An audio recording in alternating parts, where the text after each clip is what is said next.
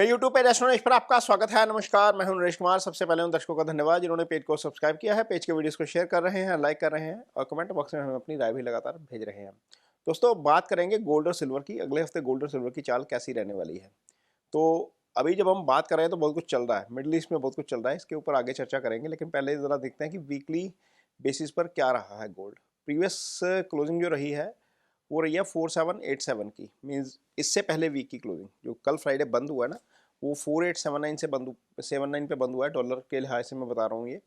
और इससे पहले जब बंद हुआ था तो 4787 के आसपास बंद हुआ था, तो लगभग $100 के आसपास की तेजी ये दिखा रहा है। $92 के आसपास की ये 1.46% गेन है कल का। और वीकली गेन यदि मैं देखता हूँ तो 1.86% का गेन है। ये कॉमेक्स के ऊपर है।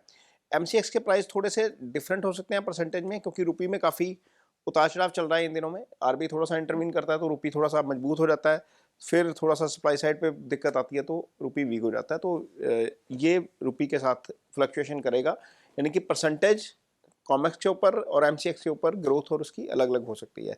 तो पिछले वीक में जब बंद हुआ था गोल्ड तो 152,652 यानी कि 1,52,652 पे बंद हुआ था MCX के ऊपर। और जो फ्राइडे की क्लोजिंग हुई है वो हुई है लगभग 154,609 के आसपास की, 154,609 के आसपास की है। ये परसों का जो गेन है वो लगभग 1% का है, 0.95% का। टोटल वीकली गेन जो है वो 1.6% का बनता है। तो आप देखेंगे कि यहाँ पर डिफरेंस हमें देखने को मिल गया गोल्ड में। अब सिल्वर पे आते हैं तो सिल्वर का पिछले वीक का जो क्लोजिंग था वो $75.66 था, और जो कल क्लोजिंग हुआ है वो $81.84 के ऊपर हुआ है। ये लगभग 4% के आसपास का गेन था कल। और वीकली गेन यदि देखते हैं तो 8.40% के आसपास का गेन है, यानी कि सिल्वर ज़्यादा चला है गोल्ड के मुकाबले में कॉमेक्स के ऊपर। MCX पे आते हैं तो इसकी जो प्रीवियस क्लोजिंग थी पिछले वीक की 2,40,881 की थी, और जो फ्राइडे की क्लोजिंग बंद हुई है, आज सैटरडे को हम ये वीडियो शूट कर रहे हैं, 2,57,142 यानी कि 257,142 के आसपास।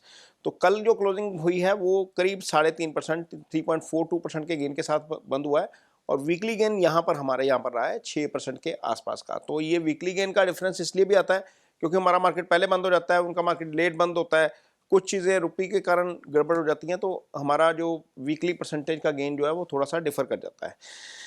अब अगले हफ्ते देखते हैं तो फंडामेंटल्स क्या हैं। तो दो डेट्स हैं, 22 तारीख तो बहुत इंपॉर्टेंट है उसके लिए, एस्ट्रोसाइकिल के लिहाज से भी, अदरवाइज भी। तो सबसे बड़ा फंडामेंटल तो वॉर ही है।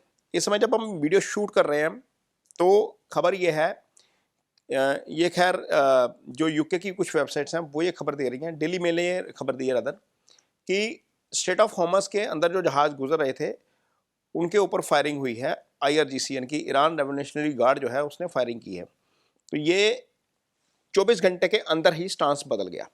24 घंटे पहले ईरान के विदेश मंत्री का बयान था कि स्ट्रेट ऑफ हॉर्मस खोला जा रहा है। उसके बाद डोनाल्ड ट्रंप साहब ने लाइन लगा दी ट्वीट्स की, ट्वीट्स या सोशल मीडिया पोस्ट कह लीजिए, या उनका एक पसंदीदा चैनल है जिसको हिंदी में यहाँ पर गोदी मीडिया बोल देते हैं, वहाँ का गोदी मीडिया फोक्स न्यूज़ है। तो फोक्स न्यूज़ के ऊपर एक इंटरव्यू दे दिया कि मैं ये कर दूंगा, मैं वो कर दूंगा, बुधवार तक डील फाइनल होनी चाहिए। तो उसके बाद फिर ईरान चिढ़ गया है। ईरान ने एक ग्रेस दिखाई थी स्ट्रेट ऑफ हॉर्मस खोलने की, लेकिन जो ट्रंप ने ब्लॉकेट वहाँ पर किया था, नाकाबंदी की थी, वो नहीं खोली। तो ईरान ने दोबारा बोल दिया पहले कि पहले नाकाबंदी खोली जाए, नहीं तो पोजीशन रिवर्स की जाती है। वो पोजीशन रिवर्स हो गई है। जब हम ये वीडियो शूट कर रहे हैं तो उस समय पोजीशन रिवर्स है, स्ट्रेट ऑफ हॉर्मस क्लोज है। वहाँ पर गन फायर की खबरें भी आई हैं, जो वेसल जा रहे हैं वहाँ पर उसके ऊपर। तो ये एक सिचुएशन अभी की है। लेकिन इस बीच में बहुत सारी चीज़ें डिप्लोमेटिक तरीके से भी हो रही हैं, बैकडोर पे बहुत सारी चीज़ें हो रही हैं। हालांकि ईरान का कहना है कि वो बात नहीं करेगा, लेकिन जो खबरें छन छन के आ रही हैं उसमें ये सहमति बनी है कि ईरान अपना यूरेनियम 460 किलो के आसपास का यूरेनियम जो है वो देने को तैयार है। ईरान जो है वो सारी डील जो है वो फाइनल करने को तैयार है। 460 किलो के आसपास का यूरेनियम है चीज़ें, और इसके बदले में ईरान को जो नुकसान हुआ है उसकी भरपाई करने के लिए भी US तैयार है। बहुत सारी चीज़ें हैं जिसमें सेटलमेंट की उम्मीद नज़र आ रही है, या बातचीत जो पर्दे के पीछे चल रही है वो लगता है कि आने वाले दिनों में, अगले हफ्ते में पॉजिटिव हो जाएगा।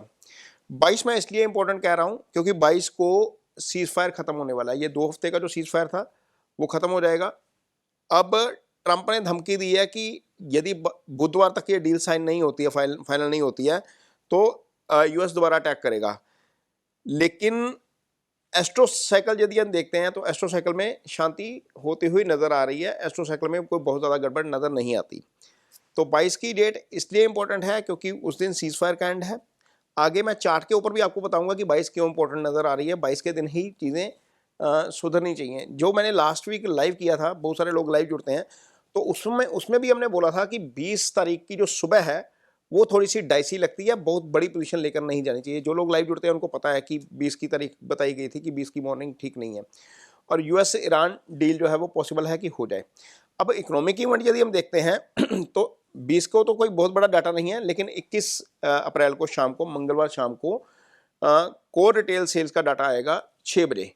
21 अप्रैल को ही 7:30 बजे फेड चेयरमैन जो है ना, जिनका वॉश है, जिनका नॉमिनेशन होना है, उनको लेकर ये बहुत इंपॉर्टेंट इवेंट है 21 अप्रैल वाला, क्योंकि ये जो नए फेड चेयरमैन हैं उनके बारे में ये कहा जा रहा है कि उनका स्टांस थोड़ा सा लाइट हो सकता है इंटरेस्ट रेट्स को लेकर। उनकी सीनेट में कंफर्मेशन की हेयरिंग है ये 21 को, केविन वॉश उनका नाम है। तो ये नए चेयरमैन बनेंगे फेड रिजर्व के, उनको नॉमिनेट किया हुआ है और ये शेड्यूल्ड है ट्यूसडे के लिए, ये शाम को ही होगी। हालांकि डेमोक्रेट्स जो हैं वो उनको लग रहा है कि अभी इसमें डिले कर दिया जाए, हेयरिंग हो या ना हो। कुछ चीज़ें हैं जो इन्वेस्टिगेट हो रही हैं फेड ऑफिशियल्स के अगेंस्ट, तो उसके कारण जो है वो थोड़ा सा डिले किया हो सकता है, लेकिन ये डेट एक्सपेक्टेड है। तो यदि ये हो जाता है तो मॉनेटरी पॉलिसी में थोड़ा सा ईज आ सकता है, क्योंकि ये ट्रंप के आदमी है। ट्रंप बार बार कहते रहते हैं कि इंटरेस्ट रेट कम होने चाहिए, तो इंटरेस्ट रेट कम होते हैं तो बाजार में सप्लाई बढ़ेगी, उससे गोल्ड सिल्वर बढ़ना चाहिए।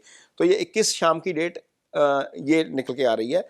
इकोनॉमिकली, एस्ट्रोलॉजिकली क्या निकल के आ रही है वो भी आगे आपको बताएंगे। 22 अप्रैल को रात को 11:30 बजे, सुबह 11:30 बजे ब्रिटेन में सीपीआई का डाटा आएगा। 23 अप्रैल को 1 बजे जर्मन का फ्लैश मैन्युफैक्चरिंग और सर्विसेज का डाटा आएगा।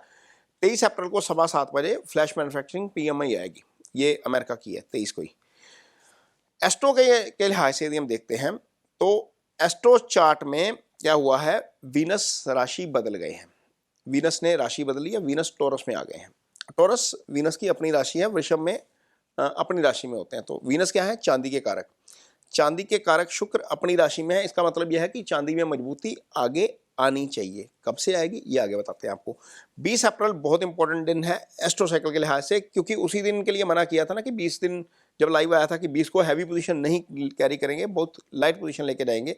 अब देखिए 20 अप्रैल को क्या होगा, बुध और शनि आपस में कंजंक्शन में आ जाएंगे, बिल्कुल सेम डिग्री पर, 13 डिग्री, इसको प्लानिटरी वॉर बोलते हैं। और 20 अप्रैल को सुबह 4:10 पे शनि मंगल भी 13 डिग्री पे आ जाएंगे। बुध 13 डिग्री पे मीन में, शनि 13 डिग्री पर मीन में, मंगल 13 डिग्री पर मीन में। ये चार्ट जो है वो आपके सामने अब चल रहा है, 20 अप्रैल का ये चार्ट है। और 1:40 पे दोपहर में जो केतु है वो मघा में चलेंगे। मघा केतु का अपना नक्षत्र है, ये हर 18 साल बाद आते हैं।